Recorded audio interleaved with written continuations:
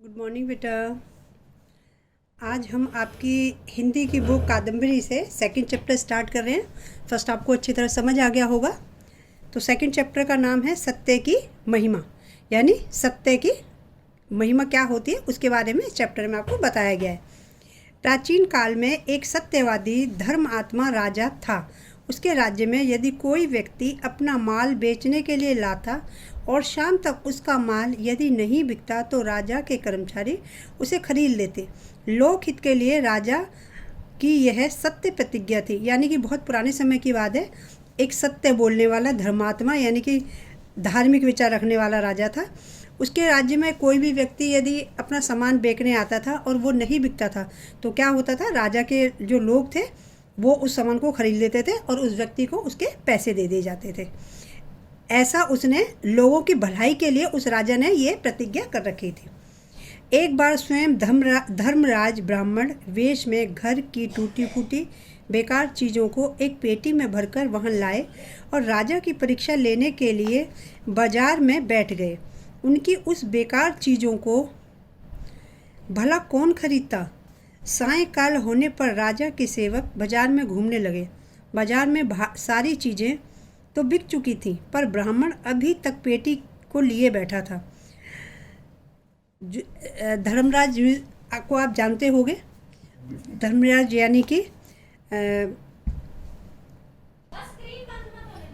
धर्मराज वही बेटा जो लोगों के प्राण हरने आते हैं और धर्म की प्रतिज्ञा करते हैं, उसी को हम धर्मराज कहते हैं। ठीक है। एक बार जो धर्मराज थे वो ब्राह्मण का वेश रखकर उस राजा की परीक्षा लेने आते हैं और अपनी पेटी के अंदर वो क्या करते हैं कि टूटी फूटी या बेकार चीज़ों को भरकर लाते हैं और उस राजा की वो परीक्षा लेना चाहते हैं कि वो उन चीज़ों को कैसे खरीदेंगे, क्योंकि वो बिकनी तो थी नहीं, ये उन्हें पता था, लेकिन फिर भी वो इस तरह का काम करते हैं। आगे चलते हैं। राज सेवकों ने ब्राह्मण के पास जाकर पूछा, विप्रवर, क्या आपकी चीज़ें नहीं बिकी? नहीं, ब्राह्मण ने उत्तर दिया। आप इस पेटी में बेचने के लिए क्या लाए हैं? उन राज सेवकों ने पूछा। इनका मूल्य क्या है? ब्राह्मण ने कहा, मेरी इस पेटी में कूड़ा करकट अर्थात मेरी दरिद्रता है। दरिद्रता का मतलब होता है गरीबी है। इसका मूल्य 1000 स्वर्ण मुद्राएं हैं। ब्राह्मण की बात सुनकर राज सेवक हंसे और बोले, विप्रवर, इसे कौन लेगा? इसका तो एक पैसे का भी मूल्य नहीं है। कोई बात नहीं।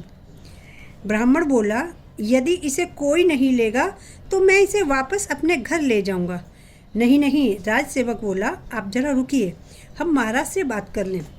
राज सेवक ने राजा से जाकर सारी बात बताई। राजा ने कहा, ब्राह्मण देवता को अपनी चीज़ें वापस ना ले जाने दो और मोल भाव करके उनकी चीज़ें खरीद लो।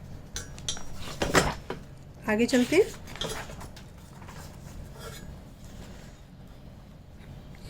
राजा के सेवकों ने ब्राह्मण से मोल भाव करके उस पेटी को खरीदना चाहा, परंतु ब्राह्मण ने एक पैसा भी कम नहीं किया। राज सेवक बौखलाए पर विवश हो गए।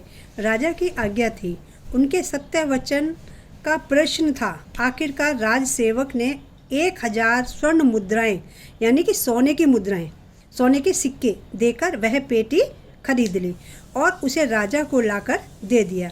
राजा ने उसे बिना देखे राजमहल के कोषागार में रखवा दिया। कोषागार होता है बेटा जहाँ सोने के चांदी के सिक्के रखे जाते हैं या वहाँ उस नगर का पैसा आदि रखा जाता है। रात्रि के समय